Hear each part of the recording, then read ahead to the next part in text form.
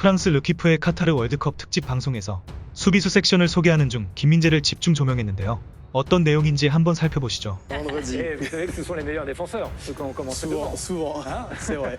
Allez, on va partir en Corée du Sud. Alors avec un Corée du joueur qui Sud. s'appelle Min Jae-kim. Tout ça fait dans le groupe H avec le Portugal, le Ghana et l'Uruguay. C'est plus un jeune joueur, c'est pas une pépite à proprement parler. Il vient de fêter ses 26 ans, mais il est assez méconnu en France, même si cet été il avait failli plus ou moins rejoindre Rennes, qui était intéressé par son profil. Par contre, en Corée du Sud, vous le voyez à l'écran, il a quand même un pédigré important. 44 sélections, valeur marchande 35 millions d'euros.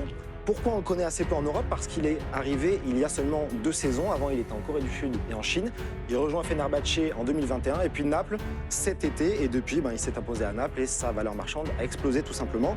Petite anecdote à son sujet, il a gagné, vous allez voir aussi, les Jeux asiatiques 2018 avec la Corée du Sud. Et c'est important parce que ça lui a permis d'éviter le service militaire obligatoire en Corée du Sud, au même titre que par exemple Son à Tottenham. Ça c'est important parce que le service militaire en Corée du Sud, c'est pas le service que vous avez fait vous, David Ayello. Je l'ai fait, mais c'est un petit peu plus court. Ouais, c'est un peu plus rustique. Bon, alors ça c'est pour l'anecdote, mais vous l'avez dit tout à l'heure, il aurait pu aller à Rennes, du coup il a préféré Naples. Est-ce que ça fonctionne pour lui? Ça fonctionne plutôt pas mal. Naples, je pense, a flairé le bon coup et a déjà mis une clause à 45 millions d'euros pour 2024 pour les clubs étrangers. Depuis le début de saison, c'est simple, il a disputé la quasi-totalité des matchs du Napoli. On le voit en défense centrale. Un seul match manqué contre la Spezia. Je vous invite à vous souvenir du club, on va en reparler ensuite. Il a connu en fait une seule défaite, c'était sur la pelouse de Liverpool en Ligue des Champions. Donc c'est pas la plus grave. 20 premiers matchs, 17 victoires tout simplement. Ah oui, c'est pas mal. Min Jae-kim, donc le joueur de Naples, mais qui va porter les couleurs de la Corée du Sud pendant cette Coupe du Monde, qui s'impose quoi, comme un des meilleurs centraux pour vous de Serie A? C'est pratiquement déjà un des meilleurs centraux de Serie A. Ah oui. Je vous invite à regarder 3 petites statistiques avant de le voir en image pour cerner un peu le profil.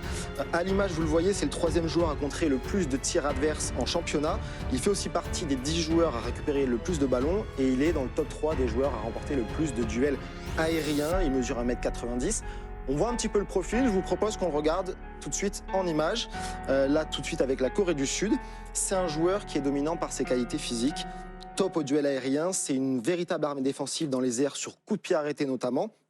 Au-delà de ça, c'est un défenseur qui est assez intelligent défensivement. Il n'hésite pas à aller au contact, mais il peut rapidement devenir le patron d'une défense parce qu'il maîtrise bien plusieurs choses. L'alignement défensif, la gestion de la profondeur. Il est toujours disponible pour la couverture mutuelle lorsqu'un coéquipier monte. C'est vraiment un joueur très complet et très adapté pour la Serie A pour le coup.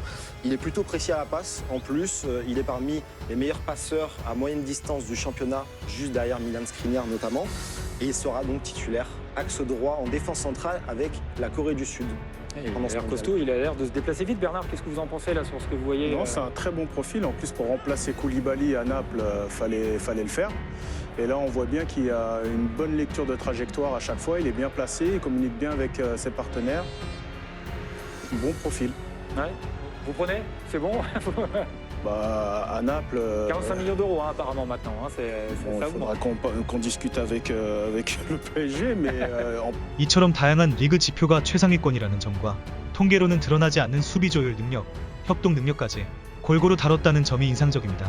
단순히 파편적인 선수 가치나 결과만 가지고 얘기한 것이 아니기에 신빙성이 높다고도 할 수 있겠네요. 한편 19일 카타르에서 인터풋볼지는 전 이탈리아와 유벤투스 선수였던 마르키시오와의 인터뷰를 통해 김민재에 대한 평가를 공개했는데요. 김민재는 정말로 놀랍다.